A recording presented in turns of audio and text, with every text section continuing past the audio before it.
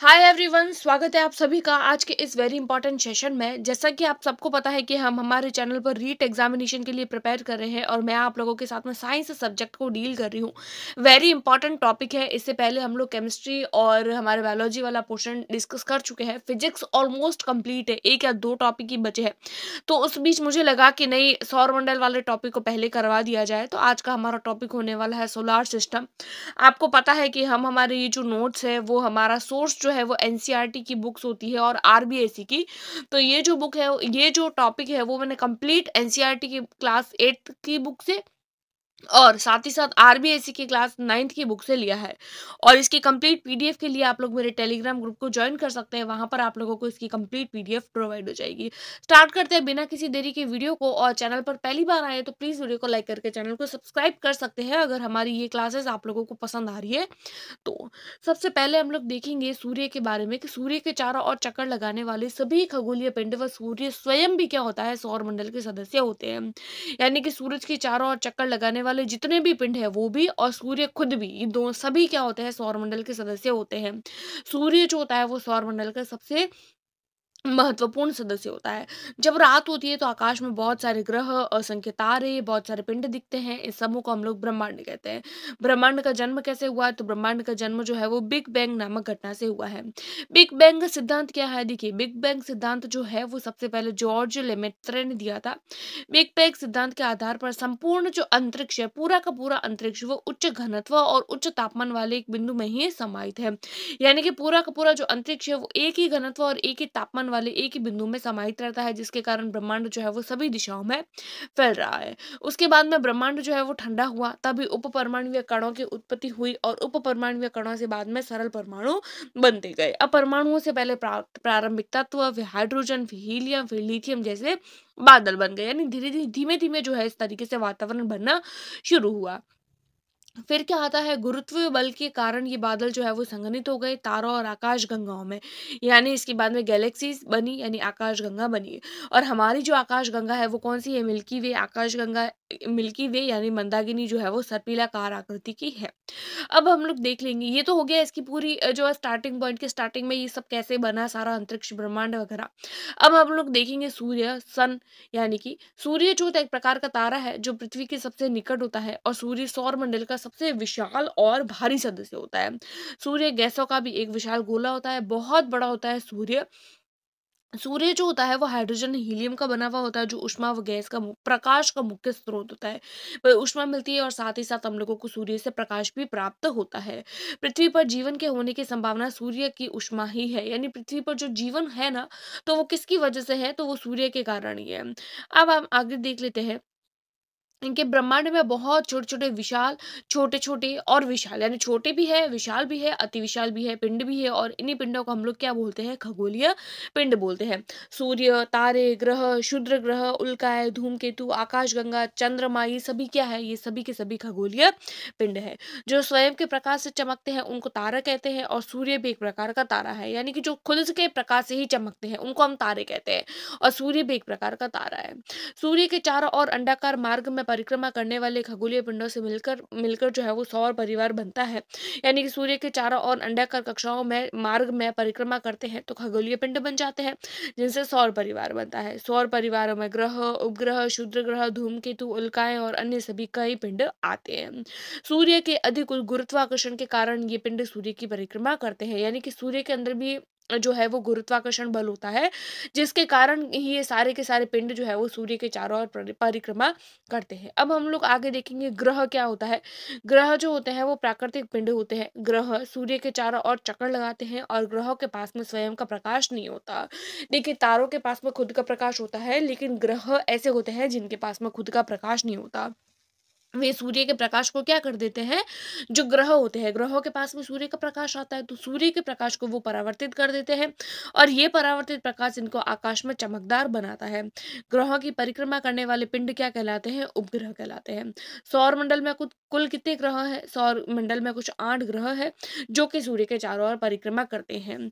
ये बुध, शुक्र, पृथ्वी, मंगल, बृहस्पति, शनि, अरुण और वरुण। अब इनको याद कैसे रखें? क्योंकि कई बार पूछते हैं कि ऐसा कौन सा ग्रह है जो ऐसे याद रखिएगा, ऐसे कौन-सा ग्रह है जो पृथ्वी के सबसे निकट है या पृथ्वी से निकट से दूर के और जो है वो सूर्य के जो चारों ओर जो ग्रह है उनको क्रम में बताइए। बाहरी ग्रह कौन-से होते हैं, ये बाहरी ग्रह है, ये पीछे वाले चारों और आगे वाले चारों जो है वो आंतरिक ग्रह है। तो अब इनको एक सीरीज़ में कैसे याद करें, तो हम इनको सीरीज़ याद करने के ट्रिक बता रही हूँ। देखिए, सबसे पहला कौन-सा आ रहा है, सबसे पहला आ रहा है आप लोगों के बुध। अब बुध, शुक्र, पृथ्वी, मंगल क्योंकि ऐसे तो भूल जाओगे, तो कैसे याद रहेगा?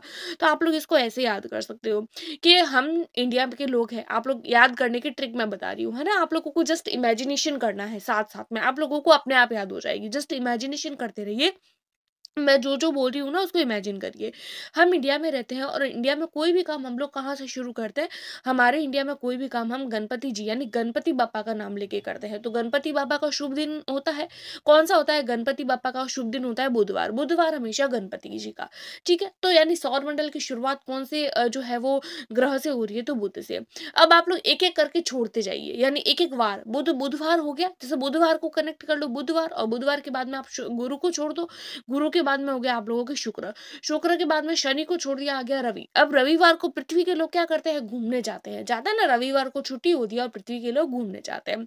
वापस से रिपीट करेंगे, देखिए कैसा हो गया? बुध, हमारे इंडिया में कोई भी काम हम लोग गणपति जी के नाम से शुरू करते हैं, गणपति जी का वार बुधवार होता है, इसीलिए बुध से शुरू करेंगे, शनि को छोड़ देंगे, उसके बाद में बुध के बाद में गुरु को छोड़ देंगे, शुक्र आएगा, शुक्र के बाद में शनि को छोड़ेंगे, रवि आएगा। रविवार को पृथ्वी के लोग घूमने जाते हैं, तो पृथ्वी आ गया, उसके बाद में सोमवार को छोड़ देंगे, मंगलवार आएगा, मंगलवार के बाद में बुधवार आ गया, फिर सीधा गुरुवार, गुरुवार यानी बृहस्पतिवार, वही गुरु और बृहस्पति सेम ही होता है, बृहस्पति हो गया, फिर शुक्र को छोड़ दो क्योंकि शुक्र आ गया, फिर शनि को ले लो, शनि तक हो गया, एक बार सारे वार कंप्लीट हो गए ना भाई, बुध से शुरू किया था शनिवार तक आ गए सारे, इसके बाद में वापस रवि, रविवार तो हमारा आ गया पृथ्वी, एक एक बार सारे वार कंप्लीट हो गए शनि तक, उसके बाद में आप लोगों का एक अरुण एक वरुण। अब अरुण और वरुण वाला कई बार याद नहीं रहता भाई, शनि तक तो खत्म हो गया, ये तो याद रह जाएगा, अब पहले अरुण आएगा या पहले वरुण आएगा ये याद नहीं रहता। तो देखिए, जब हम लोग अ ब स द लिखते हैं, अ से अनार, आ से आम लिखते हैं, तो पहला अक्षर कौन सा? अ, इसीलिए पहले अरुण बाद में वरुण, याद हो गया? तो पहले आप लोग बुध, फिर शुक्र, फिर पृथ्वी, मंगल, बृहस्पति, शनि, अरुण और वरुण। आई होप आप लोगों को ट्रिक पसंद आई होगी। आगे देख लेते हैं नोट पॉइंट। 2006 में प्लूटो, जिसको बोना ग्रह ग्रह भी बोलते हैं, सौर मंडल का 9वां ग्रह था, यानी पहले 9 ग्रह थे और 2006 में इसको हटा दिया। अब जो है वो ग्रहों की श्रेणी से हटा दिया है। ग्रह के 2 प्रकार होते हैं, भीतरी चट्टान वाले होते हैं, यानी भीतर की तरफ जो होते हैं, बुध, शुक्र, पृथ्वी और मंगल, आगे वाले चारों, और इनकी ठोस सतह चट्टान व खनिजों से भरी हुई होती है। और बाहर के जो होते हैं वो गैसीय होते हैं, जिसमें बृहस्पति, शनि, अरुण और वरुण, ये बाहर के होते हैं और गैसों के बने हुए होते हैं, इनका अपना कोई ठोस सतह नहीं होता है। भीतरी जो चट्टान वाले होते हैं इनकी अपनी ठोस सतह होती है और बाहर वालों की इनकी कोई ठोस सतह नहीं होती है। बाहरी ग्रहों के पास में एक वलय प्रणाली होती है, इनके बहुत सारे उपग्रह होते हैं, यानी बाहर वाले जो होते हैं ना, इनकी एक अपनी वलय प्रणाली होती है, यानी ग्रहों के चारों तरफ भी जो है वो बहुत सारे उपग्रह जो है वो होते हैं, ये बाहर वालों के लिए है। अब हम लोग कुछ जो है वो ग्रहों के बारे में देख लेते हैं, इनकी डिटेल देख लेते हैं, जिसमें से क्वेश्चंस बनते हैं।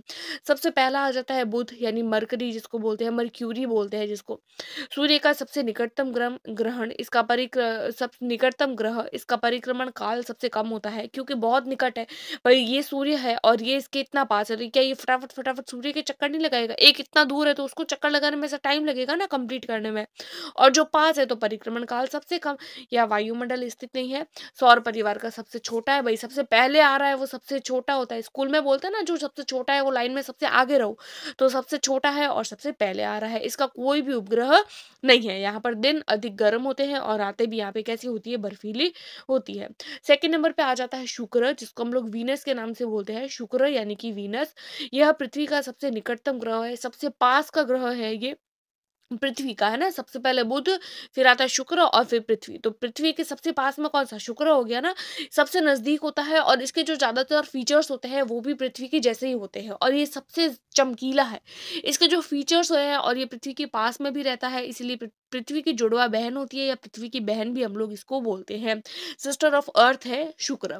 सूर्योदय व सूर्यास्त के बाद में भी दिखाई देता है, यानी सूर्य उदय होता है तो उससे पहले दिखता है और एक सूर्य अस्त हो गया उसके बाद दिखाई देता है, इसीलिए इसको प्रातः या भोर का तारा या फिर सांझ का तारा भी इसको कहते हैं। यह पूर्व से पश्चिम की ओर घूर्णन करता है, पूर्व से पश्चिम की ओर। इनके जो घूर्णन है ना, वो याद रखिएगा, एग्जाम में क्वेश्चन बनते हैं। इसका भी कोई उपग्रह नहीं है और ये सर्वाधिक गर्म ग्रह यानी बहुत गर्म है। इसकी कलाएं भी चंद्रमा की कला की तरह होती है। जैसे चंद्रमा की कला होती है ना, पहले चंद्रमा इतना दिखता है, फिर इतना, फिर इतना, इतना, इतना, फिर इसे कंप्लीट करते करते जो है वो पूरा गोल हम लोगों को दिखने लग जाता है। शुक्र ग्रह पर वायुमंडल CO2 के बने घने बादलों का बना हुआ होता है, जिसके कारण वहां का तापमान जो होता है वो 200 से 300 डिग्री सेल्सियस तक होता है। इसीलिए शुक्र को ग्रीन हाउस ग्रह भी बोलते हैं, क्योंकि इसका जो वातावरण होता है ना, वो बहुत ज्यादा गर्म होता है। यानी कि ऐसा लगता है जैसे कि ग्रीन हाउस, जैसे जो है वो अर्थ पर कैसे ग्रीन हाउस वाला वातावरण हो जाता है, तो बहुत गर्म हो जाती है पूरी अर्थ, तो वैसे ही यहाँ पर ग्रीन हाउस यानी इसका तापमान जो होता है वो बहुत ज्यादा बढ़ जाता है, इसलिए इसको ग्रीन हाउस ग्रह हम लोग कहते हैं। तीसरे नंबर पर आता है हमारा पृथ्वी, जो जिस पर हम रहते हैं, हमारी पृथ्वी यानी कि अर्थ, जो सौर मंडल का तीसरा ग्रह है। एक ऐसा एकमात्र ग्रह है जिस पर जीवन पाया जाता है। नीला ग्रह क्योंकि ब्लू कलर का होता है, पानी दिखता है, यहाँ पर बहुत ज्यादा पानी है, इसलिए इसको नीला ग्रह भी बोलते हैं। पृथ्वी जो होती है वो पश्चिम से पूर्व दिशा में घूर्णन करती है।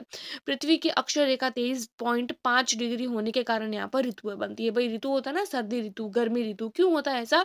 क्योंकि अपनी जो पृथ्वी है वो 23.5 डिग्री पर जो है वो 30.5 डिग्री पर झुकी हुई है। पृथ्वी का एकमात्र प्राकृतिक उपग्रह है और पृथ्वी का उपग्रह है चंद्रमा। पृथ्वी पर सूर्य के प्रकाश को आने में 8 मिनट 19 सेकंड का समय लगता है और पृथ्वी पर रात व दिन का निर्माण पृथ्वी का अपने अक्ष पर घूर्णन के कारण होता है। यानी पृथ्वी जो होती है ना, उस पर ऋतुएं भी बनती है। क्यों? क्योंकि वह पृथ्वी जो है वो 23.5 डिग्री पर झुकी हुई है, लेकिन पृथ्वी पर दिन और रात भी बनते हैं। 12 घंटे दिन होता है, 12 घंटे रात होती है। तो क्यों? क्योंकि पृथ्वी अपने अक्ष पर घूर्णन करती है, इसीलिए पृथ्वी पर दिन और रात बनते हैं। आगे देखते हैं हम लोग मंगल ग्रह। मंगल ग्रह के बारे में क्या देखेंगे? मंगल यानी कि मार्स। ये सवाल जो है वो रीट में पूछा गया है, रीट 2012 और रीट 2018 दोनों में पूछा गया है। मंगल मंगल ग्रह को लाल ग्रह भी कहते हैं। मंगल पर सौर परिवार का सबसे बड़ा पर्वत निकल ओलंपिया है। इंपॉर्टेंट है, क्वेश्चन पूछ सकते हैं। मंगल के दो प्राकृतिक उपग्रह है, एक फोबोस और दूसरा डिमोस, यानी चंद्रमा होते हैं। इन पर भी जैसे हमको हमारा एक चांद दिखता है ना, वैसे ही इनको अपने फोबोस और डिमोस दोनों दिखते हैं। मंगल भी अपने अक्ष पर 25 डिग्री कोण पर झुका हुआ होने के कारण यहाँ पर भी ऋतुओं का निर्माण होता है।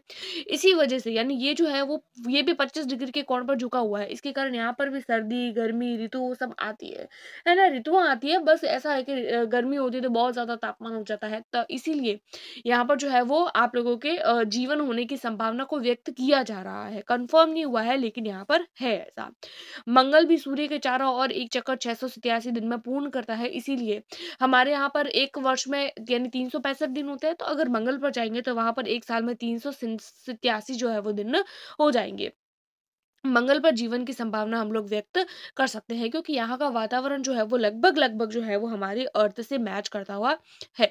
आगे हम लोग देख लेते हैं बृहस्पति के बारे में, यानी कि जुपिटर सौर मंडल का सबसे बड़ा ग्रह है। यानी कि बृहस्पति नाम से ही पता चल रहा है, देखने में ही इसका वर्ड ही इतना बड़ा है। बृहस्पति सौर मंडल का बड़ा है, भारी ग्रह है, इतना बड़ा होता है कि इसके अंदर 1300 पृथ्वी समा सकती है। यानी 1300 पृथ्वी को ऐड करें ना, तो एक बड़ा बृहस्पति बन जाएगा, इतना बड़ा है बृहस्पति।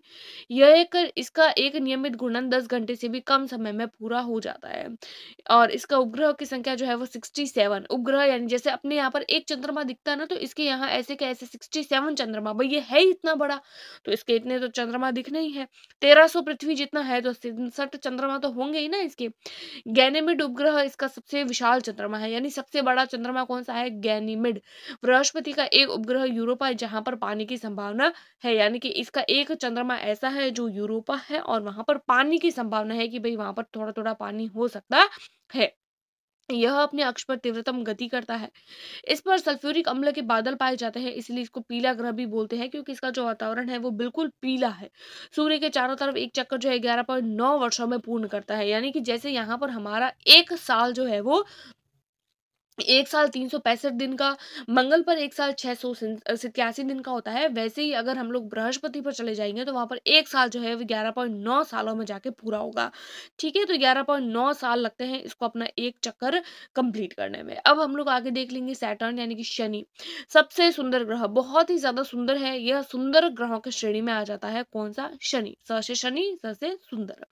बृहस्पति के बाद में दूसरा बड़ा ग्रह है और इसको भी पीला ग्रह बोलते हैं। ये भी पीले ही कलर कलर का होता है, इसलिए सुंदर-सुंदर दिखाई देता है। शनि के चारों ओर वलय होती है, यानी ये शनि ग्रह है और इसके चारों तरफ ऐसी वलय होती है जिसको नग्न आँखों से नहीं देख सकते। यानी शनि जो है इसके चारों तरफ जो वलय होती है ना, उसको हम लोग आँखों से नहीं देख सकते। शनि जो है वो अन्य ग्रहों में सबसे कम सघन है। इसका घनत्व जल के घनत्व से भी कम होता है, इसलिए ये पानी में कभी भी डूबता नहीं है। यानी शनि जो ग्रह है ना, ये पानी के अंदर ऐसे इसके चारों तरफ जो वलय होती है ना, वो ऐसे लगती है जैसे ये पानी के अंदर तैर रहा है। शनि जो है वो इस तरीके से हम लोगों को तैरता हुआ नज़र आएगा। शनि के भी बहुत सारे प्राकृतिक उपग्रह जैसे नीमास, टेथिस, फोवे आदि। शनि का सबसे बड़ा उपग्रह जो है वो टाइटन है। अब इसको ऐसे याद रखेंगे टाइटन, क्योंकि ये इंपॉर्टेंट है। आप लोग ऐसे इसको याद रखिए कि शनिवार को हम कौन-सी घड़ी पहनते हैं? शनिवार को हम लोग टाइटन की घड़ी पहनते हैं ना, शनिवार को टाइटन की घड़ी। तो टाइटन किससे रिलेटेड हो गया? शनि से। आगे देख लेते हैं हम लोग अरुण यानी कि यूरेनस। इसको लेटा हुआ ग्रह कहते हैं। अब इसको कैसे याद रखेंगे? अरुण, मान लीजिए अरुण नाम का कोई लड़का है जो आप लोगों की क्लास में पढ़ता है, वो पूरे दिन क्लास में लेटे-लेटे पढ़ता है ना? अरुण लेटा हुआ रहता है। यह भी शुक्र की तरह पूर्व से पश्चिम दिशा में घूर्णन करता है। देखिए 2 ही ऐसे ग्रह हैं, एक तो शुक्र और एक अरुण, जो पूर्व से पश्चिम की ओर गति करते हैं, घूर्णन करते हैं, और बाकी सारे जो है वो पश्चिम से पूर्व की ओर घूर्णन करते हैं। यह हरे रंग का होता है। इस पर मीथेन गैस CH4 के अधिक होने की मात्रा जो है वो पाई जाती है। इसकी खोज जो है वो विलियम हर्शेल ने की थी और इसके भी 27 ज्ञात उपग्रह है। आगे देखेंगे हम लोग वरुण यानी कि नेपट्यून। यह सबसे दूरस्थ व बर्फीला ग्रह है, बहुत दूर है। जैसे पृथ्वी, जैसे कि आप लोगों की सूर्य यहाँ है ना, तो बाकी सारे उपग्रह आएंगे और ये जो है वो 8वें नंबर पर आएगा, सबसे लास्ट से लास्ट। इस पर अत्यधिक तूफान उठते रहते हैं, यानी बहुत बड़े बड़े तूफान, आंधियां, वो सब यहाँ चलती रहती है।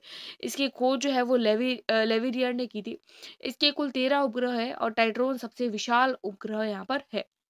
यह सबसे ठंडा, सूर्य के सबसे निकट ग्रह है, इसीलिए इसकी सूर्य की परिक्रमा, सूर्य के सबसे दूर ग्रह है, इसीलिए सूर्य की परिक्रमा करने में इसको बहुत अधिक समय लगता है। और यहाँ पर अगर जीवन के होने की संभावना होगी तो यहाँ पर एक वर्ष जो है वो बहुत सालों के बाद जो है वो यहाँ पर आएगा, क्योंकि सूर्य की परिक्रमा करने में इसको बहुत ज़्यादा समय लग जाएगा, क्योंकि बहुत दूर है ये, है ना? अब ग्रहों के ये इस तरीके से हम लोगों ने सारे ग्रह पढ़ लिए। अब हम लोग देख लेते हैं ग्रहों की गति, यानी कि ग्रहों में 2 प्रकार की गति होती है। सबसे पहली सूर्य की परिक्रमण गति। ग्रह जो है वो सूर्य के चारों ओर अपनी कक्षा में चक्कर लगाते हैं। परिक्रमण गति के कारण क्या होते हैं? वर्ष बनते हैं। ग्रहों की कक्षा जो होती है वो दीर्घवृत्ताकार होती है। पृथ्वी की परिक्रमण अवधि 365 दिन, मंगल की परिक्रमण गति 687 दिन और वरुण वरुण की परिक्रमण गति जो है वो 164 साल होती है। इसको याद रखिएगा, ये इंपॉर्टेंट है। फिर हम लोग देख लेंगे नियमित घूर्णन। नियमित घूर्णन जो अपने ही अक्ष पर घूर्णन करता है, जिससे दिन और रात बनते हैं। नियमित घूर्णन जो होता है वो 24 घंटे का होता है और इसकी गति परिभ्रमण गति। तो परिभ्रमण गति से दिन व रात बनते हैं और परिक्रमण गति से ऋतुएं बनती है। ठीक है, अब हम लोग आगे देख लेते हैं नोट पॉइंट। पृथ्वी जो होती है वो सूर्य के निकटतम दूरी पर 3 जनवरी को होती है, यानी पृथ्वी जो होती है ना, वो सूर्य से बहुत ज्यादा निकट कब होती है? तो 3 जनवरी के दिन, जिसको उपसौर बोलते हैं, वो दिन जो होता है वो उपसौर होता है। और पृथ्वी सूर्य से अधिकतम दूरी पर 4 जुलाई को होती है, जिसको अपसौर। अब ये अपसौर और उपसौर याद रखिएगा आप लोग। मंगल व बृहस्पति के मध्य के ग्रह को क्षुद्र ग्रह कहते हैं और सबसे बड़ा क्षुद्र ग्रह जो है वो सीरीज है। ये इंपॉर्टेंट है, रीट 2015 में पूछा गया सवाल है कि मंगल और बृहस्पति के मध्य के ग्रह को क्षुद्र ग्रह बोलते हैं, यानी क्षुद्र ग्रह जो है वो किस किस के बीच में आता है? तो एक तो मंगल और दूसरा बृहस्पति। तो इस तरीके से हम लोगों ने यहाँ इतने तक कंप्लीट किया। अब हम लोग आगे देख लेते हैं चंद्रमा यानी कि मून। चंद्रमा क्या होता है? चंद्रमा के पृथ्वी के चारों ओर परिक्रमा की अवधि जो होती है वो 27.5 दिन होती है, या अपने अक्ष पर घूर्णन अवधि जो होती है वो 27 दिन या 8 घंटे की होती है। चंद्रमा पर गुरुत्वाकर्षण शक्ति जो होती है वो पृथ्वी का गुरुत्वाकर्षण शक्ति का 1/6वां भाग होता है। ये हम लोगों ने जब गति वाला टॉपिक किया था ना, गुरुत्वाकर्षण बल वगैरह बल वाला टॉपिक किया था, तभी मैंने आप लोगों को बताया था कि यदि कोई व्यक्ति पृथ्वी पर 60 किलोग्राम का है तो वहां पर तो वही व्यक्ति जो है वो चंद्रमा पर जाकर जो है वो 6 गुना कम हो जाएगा। तो जब हम 6 को इसे भाग देंगे तो वही व्यक्ति जो है वहां जाकर जो है वो 10 किलो का स्वयं को महसूस करेगा, है ना? क्योंकि वहां का जो गुरुत्वाकर्षण शक्ति है वो पृथ्वी के गुरुत्वाकर्षण शक्ति का 1/6वां भाग होता है। चंद्रमा का प्रकाश पृथ्वी तक 1 से 1/4 सेकंड में पहुंच जाता है, यानी कि 1.25 सेकंड में पृथ्वी तक पहुंच जाता है। चंद्रमा की घूर्णन व परिक्रमण गति समान होने के कारण चंद्रमा का केवल एक ही भाग हम लोगों को दिखाई देता है। यानी कि चंद्रमा के घूर्णन यानी कि चंद्रमा का जो परिक्रमण काल है और परिभ्रमण काल है, दोनों की गति जो होती है वो सेम ही होती है, जिसके कारण केवल एक ही भाग दिखता है हम लोगों को, 57% भाग दिखता है, बाकी वाला भाग हम लोगों को नहीं दिखता है। इतना ही दिखता है हम लोगों को चंद्रमा, पीछे वाला दिखता ही नहीं है। क्यों नहीं दिखता है? क्योंकि उनकी परिक्रमण गति समान होती है। तो एक ही साइड दिखेगा, दूसरा साइड नहीं दिखेगा, है ना? पृथ्वी का अंधकारमय भाग जो कभी भी दिखाई नहीं देता है, उसको शांति सागर कहते हैं, और चंद्रमा को हम लोग जीवाश्म ग्रह भी कहते हैं। चंद्रमा का परिक्रमण पथ जो होता है वो लगभग अर्ध दीर्घवृत्ताकार होता है। यह पृथ्वी के अक्ष के समांतर होता है। पृथ्वी के अक्ष व चंद्रमा के अक्ष में 58.48 डिग्री कोण होता है। चंद्रमा व बुध पर भी वातावरण नहीं है, यानी चंद्रमा पर भी वातावरण नहीं है और बुध पर भी वातावरण नहीं है। वह दिन जब चंद्रमा की पूर्ण चक्रिका दिखाई देती है, पूर्णिमा कहलाती है। और इसके पश्चात प्रत्येक रात्रि को चंद्रमा का चमकीला भाग हम लोगों को घटता है, यानी पूर्णिमा को पहले हम लोगों को पूरा का पूरा चांद जो है वो दिखता है। जब हम लोगों का पूर्णिमा होती है ना, तो पूरा का पूरा चांद दिखता है, लेकिन धीमे धीमे करके जो होता है वो चमकीला भाग घटता जाता है, फिर ऐसे दिखता है, उसके बाद में और कम, फिर और कम, और ऐसे ऐसे करके कंप्लीट ये कम होता जाता है। 15वें दिन चंद्रमा दिखाई नहीं देता है, जिसको हम लोग अमावस्या कहते हैं। अगले दिन चंद्रमा का छोटा भाग दिखाई देता है, जिसको हम लोग बाल चंद्र, यानी बिल्कुल बहुत छोटा सा चंद्रमा, इतना एकदम पतला सा, जिसको बाल चंद्र कहते हैं। चंद्रमा इसीलिए चमकीला दिखता है क्योंकि वह अपने ऊपर पड़ने वाले सूर्य के प्रकाश को क्या कर लेता है? परावर्तित कर देता है, और परावर्तित करता है तो हम लोगों को चंद्रमा दिखाई देता है चमकता हुआ। चांद पर जाने वाला प्रथम व्यक्ति नील आर्मस्ट्रॉन्ग है। जब चंद्रमा का प्रकाश बढ़ता है तो शुक्ल पक्ष होता है, जब चंद्रमा का प्रकाश घटता है तो कृष्ण पक्ष होता है। कृष्ण पक्ष की चौथी रात कुबड़ा चांद कहलाता है, और कृष्ण पक्ष की 11वीं रात हासिया चांद कहलाती है। जब चंद्रमा पृथ्वी के निकट होता है तो उसको भूप भूप उपभू बोलते हैं, यानी जब चंद्रमा पृथ्वी की बहुत ज्यादा नजदीक होता है तो उसको उपभू यानी सुपर मून बोलते हैं, और जब चंद्रमा पृथ्वी की अधिकतम दूरी पर होता है तो उसको अपभू बोलते हैं। चंद्रमा की चट्टानों में टाइटेनियम तत्व जो है वो बहुत ज्यादा पाया जाता है। टाइटेनियम जो है वो चंद्रमा पर पाया जाता है। ब्लू मून किसको बोलते हैं? एक कैलेंडर माह में दो पूर्णिमाएं होती है, यानी एक कैलेंडर होता है ना 30 दिन का, एक दिन जिसके अंदर दो पूर्णिमा, एक अमावस्या एक एक एक अमावस्या, एक महीने में एक अमावस्या एक पूर्णिमा। तो इसी तरीके से एक महीने में हम लोगों को अल्टरनेटिवली जो है वो हम लोगों को पूर्णिमा और अमावस्या दिखती रहती है। एक बार पूर्णिमा, एक बार अमावस्या, हर 15-15 दिन में वो चेंज हो जाती है। पूर्णिमा के चांद को ही हम लोग ब्लू मून बोलते हैं।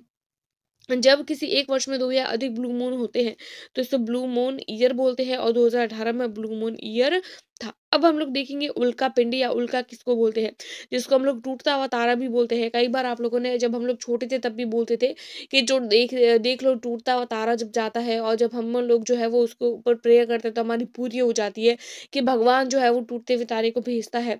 तो वो क्या होता है? तो वो उल्का पिंड होते हैं ना, जिसको शूटिंग तारा भी बोलते हैं। जब एकदम साफ आसमान होता है ना, तो रात्रि के समय क्या होता है? चंद्रमा का भाग दिखाई नहीं देता है, तो प्रकाश जो है चमकीली धारी हम लोगों को देखने को मिलती है। यानी चंद्रमा तो दिखेगा नहीं, लेकिन एक चमकीली सी जैसे हम लोगों को धारी देखने को मिलेगी, जो कभी कभी ये पृथ्वी के वायुमंडल में प्रवेश करती है। वायुमंडलीय घर्षण होता है, जिसके कारण गर्म होती है, जल जाती है, और चमक के साथ में वाष्पित होती है, और चमकीली हम लोगों को दिखती है। यानी हम लोगों को चमकती हुई दिखती है। फिर वो ऐसे जाती है तो हम लोगों को लगता है कि टूटता हुआ तारा जा रहा है, बल्कि ऐसा कुछ नहीं होता है। अब हम लोग देख लेते हैं तारामंडल, यानी कि कॉन्स्टिलेशन। सबसे पहला आता है सप्तर्षि। 7 सप्तर्षि यानी कि सप्तऋषि, 7 चमकदार तारे सप्तऋषि होते हैं। सबसे बड़ा चम्मच, इसका आकार कैसा होता है? बहुत बड़ा चम्मच होता है ना, इस तरीके के चम्मच का आकार का होता है। हत्थे वाले डेगची के आकार का होता है, कलछी के आकार का, सॉस पैन के आकृति की, ये सारे होते हैं। ओरियन क्या होता है भाई? ओ से ओरियन, ओ से 8, तो 8 तारों का समूह ओरियन कहलाता है, जो शिकारी के शरीर के आकार में व्यवस्थित रहता है। मध्य में 3 तारे शिवाजी के करगनी या फिर शिकारी के करगनी या बेल्ट के जैसे होते हैं। फिर आता है कैसियोपिया। कैसियोपिया कैसे होते हैं? इसमें 5 तारे होते हैं। 5 तारे डब्लू या एम आकार के होते हैं। सप्तर्षि की विपरीत दिशा में सर्दियों में ये दिखते हैं। फिर हम लोग देख लेते हैं लियो मेजर क्या होते हैं। शेर के आकार के होते हैं और सप्तर्षि के दक्षिण में होते हैं। रेगुलस लियो प्रमुख है और तारामंडल का सबसे चमकदार तारा है। कौन सा? लियो मेजर। अब हम लोग देखेंगे तारों के बारे में कि स्टार्स क्या होते हैं, तारे क्या होते हैं। तारों का विस्तार पूर्वक अध्ययन जो है वो विलियम हर्सेल ने किया था। तारों से रेडियो तरंगे निकलती है। तारे हाइड्रोजन और हीलियम के बने हुए होते हैं। प्रकाश के अपवर्तन के कारण हम लोगों को तारे जो है वो टिमटिमाते हुए नजर आते हैं। तारे जो होते हैं वो पश्चिम से पूर्व की ओर गति करते हुए प्रतीत होते हैं। इसका कारण पृथ्वी का पश्चिम से पूर्व की ओर गति करना। यानी पृथ्वी जो होती है वो हमेशा पश्चिम से पूर्व की ओर गति करती है। और 2 ग्रह यानी 2 ग्रह ऐसे हैं जो पृथ्वी की विपरीत दिशा में जो है वो गमन करते हैं। आप लोगों को वो दोनों के दोनों ग्रह जो है वो कमेंट करके बताने हैं कि वो दोनों ग्रह कौन से हैं। पृथ्वी के अपवर्तन के कारण ही पृथ्वी के प्रकाश का अपवर्तन होता है, जिसके कारण तारे जो है वो टिमटिमाते हैं। सूर्य पृथ्वी का सबसे निकटतम तारा है जो 15 करोड़ किलोमीटर दूर है, और सूर्य के बाद में सबसे पास का तारा अल्फा सेंचुरी और दूसरा आ जाता है प्रोक्सोम सेंचुरी है। खगोलीय मात्रक इनके कौन कौन से हैं? खगोलीय मात्रक होते हैं 1.5 गुणा 10⁻11 मीटर। एक पारसेक जो होता है वो 3.26 प्रकाश वर्ष के बराबर होता है, और दूरी का सबसे बड़ा मात्रक जो है वो पारसेक है। अब हम लोग देखेंगे ध्रुव तारा किसको बोलते हैं। लंबवत अक्ष के उत्तर में, यानी ये उत्तर दिशा है तो इसके लंबवत वाले अक्ष में, पृथ्वी के अक्ष की दिशा में स्थित होते हैं, इसीलिए यह सदैव स्थिर नजर आते हैं। और ध्रुव तारा दक्षिणी गोलार्ध में हम लोगों को नहीं दिखता, यानी ध्रुव तारा जो होता है वो दक्षिणी वाले भाग जो है वो नीचे वाले भाग में हम लोगों को दिखाई नहीं देता है। फिर आता है दूसरा पल्सर, जिसमें एक निश्चित सूक्ष्म समयांतराल के बाद में प्रकाश व रेडियो तरंगें निकलती है, पल्सर तारे कहलाते हैं। यानी कि क्या होता है, जिसमें एक निश्चित सूक्ष्म समय अंतराल के पश्चात प्रकाश और रेडियो तरंगें निकलती रहती है, पल्सर तारे कहलाते हैं। जब पृथ्वी की छाया, नोट पॉइंट है ये याद रखिएगा, जब पृथ्वी की छाया चंद्रमा पर पड़ती है तो चंद्रग्रहण होता है। जब चंद्रमा की छाया पृथ्वी पर पड़ती है तो सूर्य ग्रहण होता है। ये नोट पॉइंट है, याद रखना। अब हम लोग देखेंगे सेकंड नंबर का नोट पॉइंट, जो आप लोगों की 8th क्लास की बुक में बहुत अच्छे से दिया हुआ है। मंगलयान क्या है? भारतीय अंतरिक्ष अनुसंधान संगठन इसरो ने भारत का पहला मंगल ऑर्बिटर मिशन मंगलयान कब शुरू हुआ था? 5 नवंबर 2013 को प्रक्षेपित किया, और यह 24 सितंबर 2014 को मंगल की कक्षा में सफलतापूर्वक पहुंच गया। इस प्रकार भारत अपने प्रथम प्रयास में ही इस कार्य को करने वाला विश्व का पहला देश बन गया। कृत्रिम उपग्रह क्या होते हैं? तो आर्यभट्ट भारत का पहला उपग्रह है। कौन सा है कृत्रिम उपग्रह पहला भारत का? वो है आर्यभट्ट। कुछ अन्य भारतीय उपग्रह जैसे इनसैट हो गया, IRS हो गया, कल्पना 1 हो गया, एड्यूसेल हो गया आदि। कृत्रिम उपग्रह का उपयोग कहाँ करते हैं? तो कृत्रिम उपग्रह का उपयोग जो होता है वो मौसम की भविष्यवाणी करने में, दूर संचार और सुदूर संवेदन में किया जाता है। तो इसी तरीके से सौर मंडल वाला टॉपिक हमारा कंप्लीट हो गया है, और इसकी कंप्लीट PDF के लिए आप अपने टेलीग्राम ग्रुप को ज्वाइन कर सकते हैं। आई होप आप लोगों को वीडियोस पसंद आ रही है। Do like, subscribe and share. Thanks for watching.